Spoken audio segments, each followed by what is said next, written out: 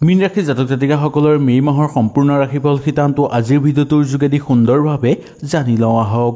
1 মে'ৰ পৰা 31 মে'লৈকে আপোনালোকৰ দিন কেনেধৰণে পাৰ হ'ব, কি সুযোগ সুবিধা আপোনালোকে লাভ কৰিব পাৰিব। ঘৰলৈ আপোনালোকৰ আহিব ভাল খবৰ। ঘৰত প্ৰচুৰ পৰিমাণে অৰ্থৰ আগমন হ'বলৈ ধৰিব। ভাগ্যৰ কিছু ক্ষেত্ৰত আপোনালোকৰ সলনি হৈ পৰিবলৈ ধৰিব আৰু মা লক্ষ্মীৰ পৰম কৃপা আপোনালোকে লাভ কৰিবলৈ সক্ষম হ'ব। আহক তেনেহ'লে এই ভিডিঅ'টোৰ যোগেদি আমি সবিশেষ জানি লওঁ। যদি ভিডিঅ'টো ভাল লাগে লাইক এটা কৰি আমাৰ মনোবল বঢ়াব আৰু আপোনালোকৰ বন্ধুবৰ্গৰ লগত শ্বেয়াৰ কৰি তেওঁলোককো উপকৃত কৰিব।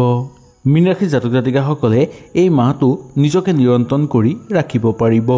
কৰ্মক্ষেত্ৰত আপোনালোকে ব্যক্তিগতভাৱে সুখ অনুভৱ কৰিব পৰা আৰু উন্নতি অনুভৱ কৰিব পৰাৰ যোগ দেখিবলৈ পোৱা যায়।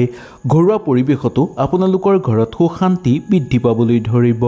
প্ৰাপ্য ধন আদায় কৰি ল'ব পাৰিব বা প্ৰাপ্য ধন পোৱাৰ আশা দেখিবলৈ পোৱা যাব। পৰিয়ালবৰ্গৰ মাজত আপোনালোকৰ সময় অতিবাহিত কৰি আনন্দিত অনুভৱ কৰিব পৰাৰো প্ৰবল যোগ দেখিবলৈ পোৱা যাব। আপোনাৰ অনুভৱ আগৰ তুলনাত উন্নত হৈ পৰা দেখিবলৈ পোৱা যায়। কাৰোবাক যদি আপোনালোকে সময় দিব বিচাৰে তেনেহ'লে দিব পাৰিব, যাৰ ফলত আপোনালোকৰেই ভৱিষ্যতত উজ্জ্বল দেখিবলৈ পোৱা যাব পাৰে। কিবা যদি আপোনালোকৰ কাৰোবাৰ ওপৰত অভিযোগ আছে তেনেহ'লে সেই অভিযোগো আপোনালোকে এই মাহতেই সেই অভিযোগবোৰ সমাপ্ত কৰি ল'বলৈ চিন্তা কৰাটো উচিত। কাৰোবাৰ লগত মতানৈক্য হোৱাৰ সম্ভাৱনাও কিন্তু কিছু ক্ষেত্ৰত দেখিবলৈ পোৱা যায়। ভাই ভনীৰ মাজত যাতে সৰু সুৰা কথাতে তৰ্ক বিতৰ্কৰ মাজত সোমাই পৰিবলগীয়া নহয় তাৰ প্ৰতি আপোনালোকে লক্ষ্য ৰাখিব লাগিব। ব্যক্তিগতভাৱে কিছুমান কাম যদি আপোনালোকে কৰিব বিচাৰে তেনেহ'লে সুন্দৰভাৱে কৰিব পাৰিব। বেয়া প্ৰভাৱ আপোনাৰ ওপৰৰ পৰা নোহোৱা হৈ পৰিব। কৰ্মক্ষেত্ৰত আপোনালোকৰ উন্নতিৰ যোগ দেখিবলৈ পোৱা যাব। প্ৰতিক্ৰিয়া কিছুমান কামৰ পৰা আপোনালোকে দেখিবলৈ পাব আৰু সচেতন হৈ কিছুমান কাম কৰিলে তাৰ পৰা আপোনালোকে উন্নতি কৰিব পাৰিব। নিজৰ সময় আপোনালোকে ঘৰুৱা মানুহৰ লগত দি আনন্দিত অনুভৱ কৰিব পৰাৰো প্ৰবল যোগ দেখিবলৈ পোৱা যাব। ঘৰুৱা পৰিৱেশত সুখ শান্তি বৃদ্ধি পাবলৈ ধৰিব। লগতে ঘৰত নতুন সম্পদ লাভৰ প্ৰবল যোগ দেখিবলৈ পোৱা যাব। যিকোনো কাম কৰিব বিচাৰিলেও আপোনালোকে নিঃসন্দেহে কৰিব পাৰিব। জীৱন সংগীৰ স্বাস্থ্যৰ প্ৰতি অকণমান লক্ষ্য ৰখাটো উচিত, কাৰণ তেওঁৰ স্বাস্থ্য হঠাৎ দুৰ্বল হৈ পৰাৰ সম্ভাৱনা দেখিবলৈ পোৱা যাব পাৰে। এই মাহটো আপোনালোকে নিজকে শক্তিশালী কৰি তুলিব পাৰিব। আনৰ পৰা বাচি চলিব পাৰিব আৰু গোপন শত্ৰুৱে আপোনালোকক ক্ষতি কৰিব নোৱাৰিব। কিছুমান ক্ষেত্ৰত আপোনালোকৰ সময় অভাৱ হোৱাৰ সম্ভাৱনা দেখিবলৈ পোৱা যাব। মানসিক সক্ষমতা আপোনালোকৰ বৃদ্ধি পাবলৈ ধৰিব। যিকোনো আপোনাৰ অশান্তিকৰ পৰিৱেশ শান্তিময় হৈ পৰাৰ প্ৰবল যোগ দেখিবলৈ পোৱা যাব। পৰিস্থিতিক নিয়ন্ত্ৰণ কৰিবলৈ আপোনালোকে দ্ৰুত গতিত চিন্তা কৰাটো উচিত। সকলোৱে সমাধান কৰিব পৰা কাম আপোনালোকে সমাধান কৰিব নোৱাৰাৰ সম্ভাৱনা দেখিবলৈ পাব। সেইকাৰণে ঘৰৰ মানুহৰ পৰামৰ্শ বা সহায় ল'বলগীয়া আপোনালোকৰ হ'ব পাৰে। গুৰুত্বপূৰ্ণ আৰ্থিক বিষয়ৰ ক্ষেত্ৰত আপোনালোকে কথা বতৰা পাতিবলগীয়া হ'ব পাৰে। এই মাহত আনন্দময়ভাৱে এই মাহটো সুন্দৰভাৱে পাৰ কৰিব পাৰিব। জীৱন সংগীৰ স্বাস্থ্যৰ প্ৰতি লক্ষ্য ৰাখিব, কিন্তু জীৱন সংগীৰ পৰা ঘৰত সুখ শান্তি বৃদ্ধি পাবলৈ ধৰাৰ প্ৰবল যোগ দেখিবলৈ পোৱা যায়। প্ৰিয়জনৰ লগত ঘূৰিব বিচাৰিলেও আপোনালোকে ঘূৰিব পাৰিব বা প্ৰিয়জনৰ লগত সংগ সুখ দেখিবলৈ পোৱা যাব পাৰে। নতুন কোনো যোগাযোগৰ ক্ষেত্ৰত আপোনালোকৰ উন্নত ফলাফল দেখিবলৈ পোৱা যাব। সামাজিক ক্ষেত্ৰত আপোনালোকৰ অনুকূল প্ৰভাৱ দেখিবলৈ পোৱা যাব। যদি আপুনি এনেকুৱা ভাবে যে কৰ্মক্ষেত্ৰত আপোনালোকে লোকচানৰ সন্মুখীন হৈছে তেনেহ'লে সেই কৰ্মত ঘৰৰ মানুহৰ সহায় ল'বলৈ একেবাৰে নাপাহৰিব। ঘৰৰ মানুহৰ সহায় ল'লে সেই কৰ্মৰ পৰা আপোনালোকে উন্নতি কৰিব পাৰিব। ধনাত্মক পৰিৱেশ আপোনালোকৰ ঘৰলৈ আহি পৰিব। আপোনালোকৰ জীৱন সংগীৰ লগত আপোনালোকৰ সময় মধুময় হৈ পৰা দেখিবলৈ পোৱা যাব। গুৰুত্বপূৰ্ণ কিছুমান কামত আপোনালোকে যোগদান কৰিব পাৰিব আৰু সেই যোগদান কৰাৰ কাৰণে আপোনালোকে ঘৰৰ পৰা দূৰলৈ যাবলগীয়া হ'ব পাৰে। স্বাস্থ্য আগতকৈ উন্নত হৈ পৰিব। যিকোনো মানুহৰ দীঘলীয়া অৰ্থ সংকটত ভোগাৰ সম্ভাৱনা দেখিবলৈ পোৱা যাব। সেইকাৰণে তেনে মানুহক আপোনালোকে পৰাপক্ষত সহায় কৰাৰ সম্ভাৱনা সম্ভাৱনা দেখিবলৈ পাব বা সহায় যিমান পাৰে কৰিবলৈ চেষ্টা কৰিব। নতুনকৈ কিবা চিন্তা কৰিব বিচাৰিলে কৰিব পাৰিব। ঘৰুৱা অশান্তি আপোনালোকৰ দূৰ হৈ পৰিব।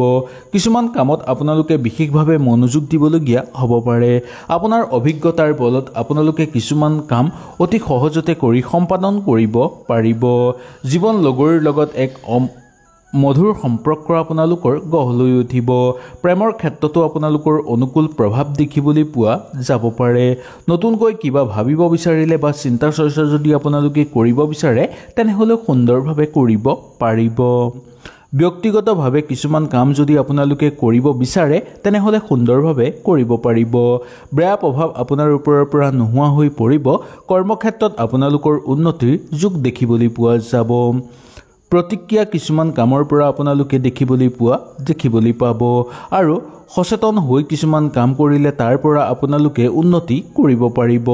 নিজৰ সময় আপোনালোকে ঘৰুৱা মানুহৰ লগত দি আনন্দিত অনুভৱ কৰিব পৰাৰো প্ৰবল যোগ দেখিবলৈ পোৱা যাব।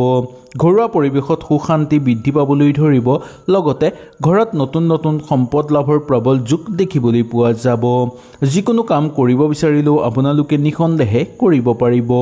জীৱন সংগীৰ স্বাস্থ্যৰ প্ৰতি অকণমান লক্ষ্য ৰখাটো উচিত, কাৰণ তেওঁৰ স্বাস্থ্য হঠাৎ দুৰ্বল হৈ পৰাৰ সম্ভাৱনা দেখিবলৈ পোৱা যাব পাৰে। এই মাহটো আপোনালোকে নিজকে শক্তিশালী কৰি তুলিব পাৰিব। আনৰ পৰা বাছি চলিব পাৰিব আৰু গোপন শত্ৰুৱে আপোনালোকক ক্ষতি কৰিব নোৱাৰিব। কিছুমান ক্ষেত্ৰত আপোনালোকৰ সময় অভাৱ হোৱাৰ সম্ভাৱনা দেখিবলৈ পোৱা যাব। মানসিক সক্ষমতা আপোনালোকৰ বৃদ্ধি পাবলৈ ধৰিব। যিকোনো আপোনাৰ অশান্তিকৰ পৰিৱেশ শান্তিময় হৈ পৰাৰ প্ৰবল যোগ দেখিবলৈ পোৱা যাব। পৰিস্থিতিক নিয়ন্ত্ৰণ কৰিবলৈ আপোনালোকে দ্ৰুত গতিত চিন্তা কৰাটো উচিত।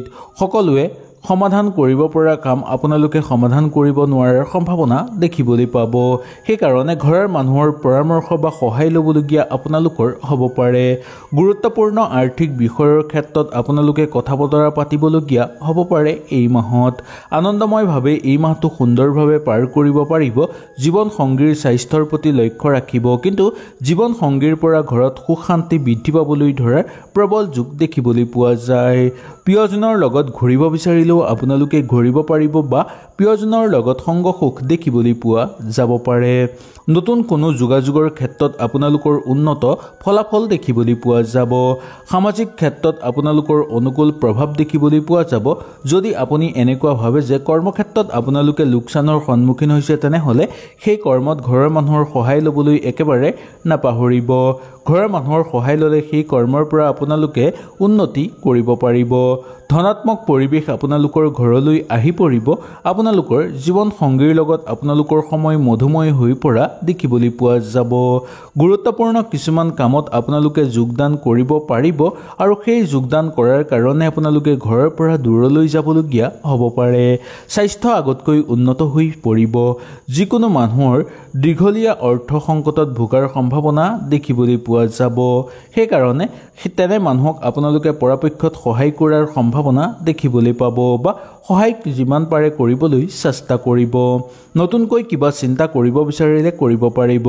ঘৰুৱা অশান্তি আপোনালোকৰ দূৰ হৈ পৰিব। কিছুমান কামত আপোনালোকে বিশেষভাৱে মনোযোগ দিবলগীয়া হ'ব পাৰে। আপোনাৰ অভিজ্ঞতাৰ বলত আপোনালোকে কিছুমান কাম অতি সহজতে কৰি সম্পাদন কৰিব পাৰিব। জীৱন লগৰীৰ লগত এক মধুৰ সম্পৰ্ক আপোনালোকৰ গঢ় লৈ উঠিব। প্ৰেমৰ ক্ষেত্ৰতো আপোনালোকৰ অনুকূল প্ৰভাৱ দেখিবলৈ পোৱা যাব পাৰে।